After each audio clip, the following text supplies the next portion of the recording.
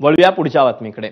एकीकडे मुख्यमंत्र्यांचा green signal मिळत नसल्याने खासगी सचिवांची नियुक्ती करता येत नाही आणि मुख्यमंत्र्यांच्या कार्यालयाच्या परवानगी विना जे मंत्र्यांचे खासगी सचिव म्हणून काम करतायत त्यांना कारणे दाखवा नोटीस मिळते।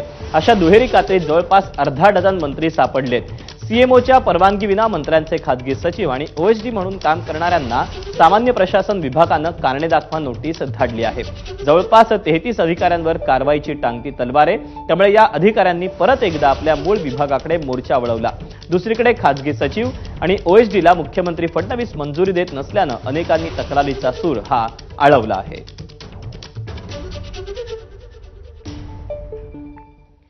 महायुतीतल्या कोणत्या 7 मंत्र्यांना सध्या खासगी सचिव नाहीत, नजर टाकूया। उद्योग मंत्री उदय सामंत, शंभूराज देसाई पर्यटन मंत्री, दोन्हीही शिवसेनेचे मंत्री।